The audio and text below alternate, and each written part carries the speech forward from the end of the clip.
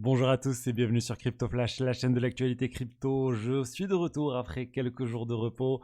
On va parler de plein de choses. Vraiment, on a eu les déclarations de Donald Trump qui sont assez choquantes. Je m'y attendais pas honnêtement autour des cryptos et c'est plutôt bon signe. On va parler aussi du Bitcoin, de l'Argentine. On va parler de Mt. Gox et de la panique autour du transfert des 9 milliards de dollars de Bitcoin. Je vais aussi vous parler de piratage de Memcoin et plein d'autres sujets. Tous les jours, le meilleur de l'actualité crypto. N'hésitez pas à vous abonner, activer la cloche pour ne rien rater.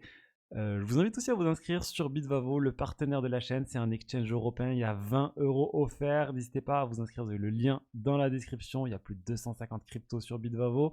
Et il y a l'enregistrement PSAN et tout ce qu'il faut. Donc je vous invite à vous inscrire et passons tout de suite au cours des crypto-monnaies. On a une panique générale actuellement. Une légère baisse, c'est pas non plus dramatique. Moins 1% globalement sur le marché, Bitcoin moins 1,7, Ethereum moins 1,1, mais on reste quand même à des niveaux assez élevés. 68 000 dollars, 3 800 dollars pour l'Ether, pour le Bitcoin 68 000 dollars. Et il y a cette petite panique. Donc la panique, on va dire, elle est causée, ou elle a été causée, ou elle a été initiée avec le transfert de 107 000 bitcoins qui sont détenus par Mt. Gox, l'exchange qui a fait faillite maintenant il y a à peu près 10 ans. Le remboursement des utilisateurs est prévu d'ici fin octobre, mais là il y a eu ce mouvement sur la blockchain de 107 000 bitcoins associés à Mt. Gox et les gens se sont dit mais peut-être que les bitcoins vont être vendus tout de suite et les gens ont paniqué et ça a en partie fait baisser tout ça. Mais bon, honnêtement, aucune raison de s'inquiéter. De toute façon, c'était prévu que ça allait être vendu 107 000 bitcoins. On espère juste que ça ne va pas être vendu d'un coup. Je pense aussi, moi surtout, que ça devrait être transféré. Normalement, ces bitcoins vont être transférés aux utilisateurs et dans certains cas vendus. Mais bon, honnêtement, pas de raison de paniquer sur ça. Je voulais vous parler de Trump. Trump, il a fait des déclarations sur les cryptos que j'ai trouvé vraiment super. Il a premièrement dit que s'il était élu président, il allait libérer Ross Ulbricht. Est-ce que vous connaissez Ross Ulbricht? C'est le créateur de Silk Road, la marketplace du dark web, l'une des premières vraiment utilisations du Bitcoin qui a montré vraiment une réelle utilité. Alors oui, c'était pour faire des choses illégales à l'époque, mais je vous invite à regarder le film si vous ne l'avez pas vu sur Silk Road ou à lire l'histoire. Là, c'est le film sur Silk Road. Bon, il n'est pas très bien noté, 6 sur 10, mais honnêtement, si vous êtes un fan du Bitcoin et de l'histoire du Bitcoin, ça reste quand même un point assez intéressant. Sur IMDb, j'ai l'habitude de regarder quand même les films au-dessus de 7 sur 10. Mais bon, là, on va dire c'est une exception et j'ai trouvé le film pas mal. Et bon, ça c'est le premier point, qu'il allait libérer Russell Bridge après plus de 11 ans en prison. Mais bon, surtout, ce qu'il a dit, c'est qu'il était vraiment pro-crypto. Il a dit pour lui, les États-Unis doivent être le premier pays crypto. Ils ne doivent pas se laisser dépasser. Ils ne sont pas là pour la deuxième place, ils sont là pour la première place. Donc il est vraiment à fond derrière la crypto. Donald Trump, bien sûr, il est en train d'essayer de voler une partie de l'électorat de Joe Biden, qui lui est plutôt anti-crypto depuis le début de son mandat. Et avec, on l'a vu, hein, les positions de Gary Gensler sur les divers sujets, la SEC, c'est un peu le bras armé de la Maison Blanche. Et ben là, lui, il se positionne vraiment à l'opposé de tout ça. Et certains disent aussi que c'est pour ça que la Maison Blanche a changé de position autour des cryptos dernièrement.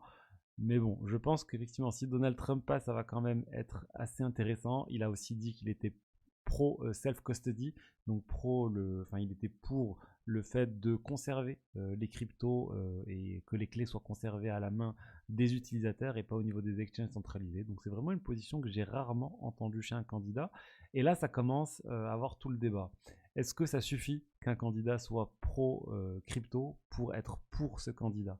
Je ne vote pas aux élections américaines, donc j'ai pas de cas de conscience à ce niveau-là. Mais quand il y a le choix entre le candidat qui est pour tout l'écosystème qui vous fait vivre, pour lequel vous avez toute votre épargne et autres, bah pour moi, il y a pas photo. Et les gens qui sont vraiment pro-crypto, ils n'ont aucune raison de voter pour Joe Biden. D'ailleurs, actuellement, quand on regarde les pourcentages de chances que Donald Trump soit président, on est à 56% de chances, ce qui est assez énorme. Joe Biden, il est à la deuxième place avec 37% de chances. Et on retrouve ensuite Michelle Obama, 3% de chance. L'idée, c'est que si jamais Joe Biden finalement ne se présente plus, bah, ça serait Michelle Obama, par exemple, qui le remplacerait. Mais bon, il y a quand même très peu de chance. Et là, on est quand même bien positionné selon la place, selon Polymarket, hein, qui est un site de paris, on va dire, de prédiction plutôt.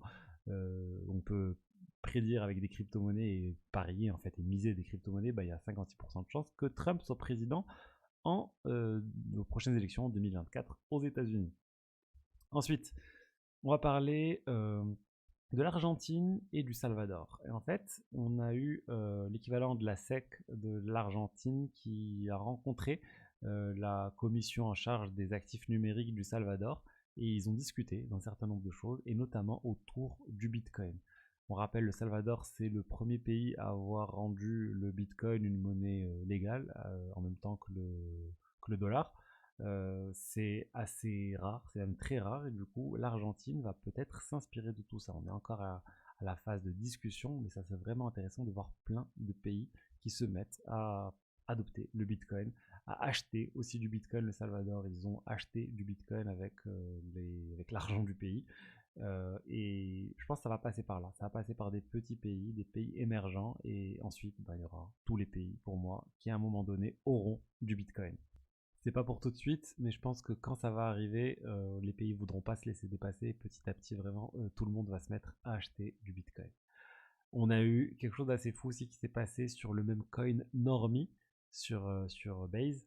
Il y a eu en fait un piratage de ce même coin. Il est passé de 41 millions de dollars de market cap à 35 000 dollars de market cap en quelques minutes.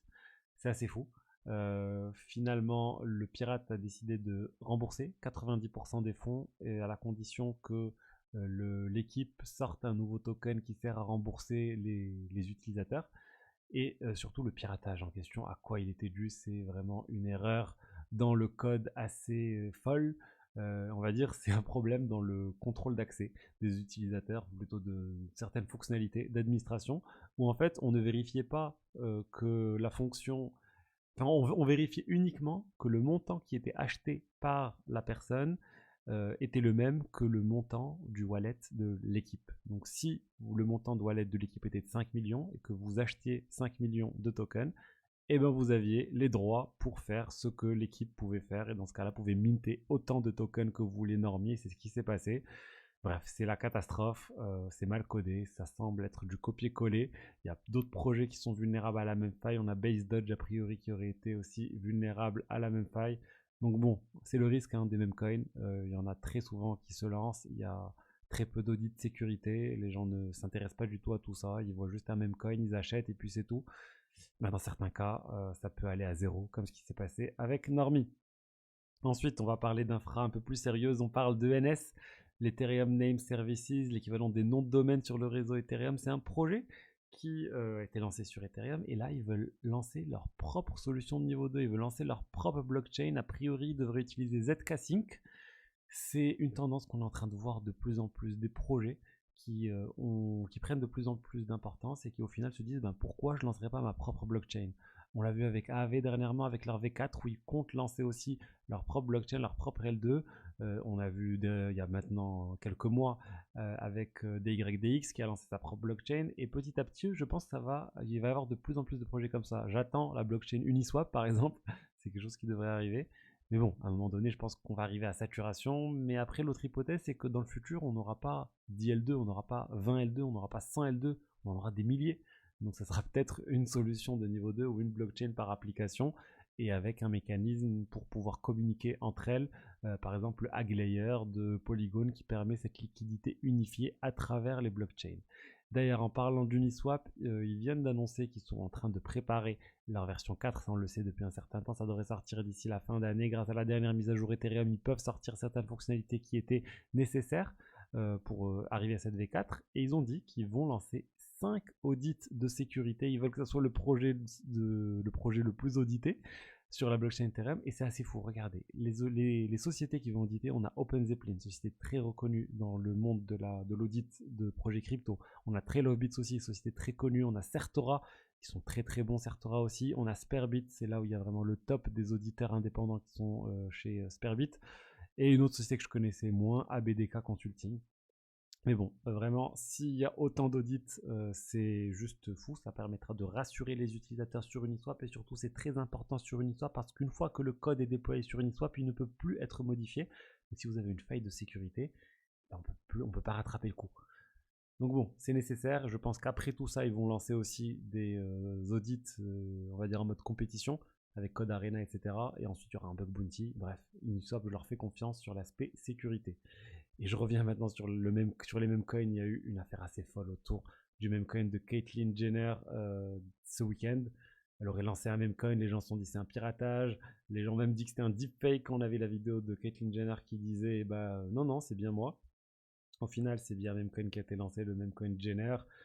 La personne qui a aidé l'équipe de Caitlyn Jenner à lancer le token, a priori, il a rug pull avec les tokens et du coup, il leur doit de l'argent. C'est pas très clair cette histoire, mais voilà, on va dire encore une célébrité qui lance un même coin, encore des choses qui sont en train de tourner, on va dire. Ça va mal tourner, je pense, cette histoire. Et ça va continuer, malheureusement. Il y a plein de célébrités qui sont en train de lancer ça. Donc soyez vigilants sur ces mêmes coins. Alors oui, il y a des coups à jouer, mais il y a aussi énormément de risques sur ces mêmes coins. Donc voilà ce que je voulais vous dire aujourd'hui sur les diverses actualités crypto. J'espère que le contenu vous a plu. Si c'est le cas, n'hésitez pas à liker, commenter, vous abonner. Vous trouverez aussi dans le lien, dans la description, le lien vers ma formation sur comment générer le meilleur rendement possible sur vos cryptos. Et je vous dis à demain pour la suite. Allez, au revoir.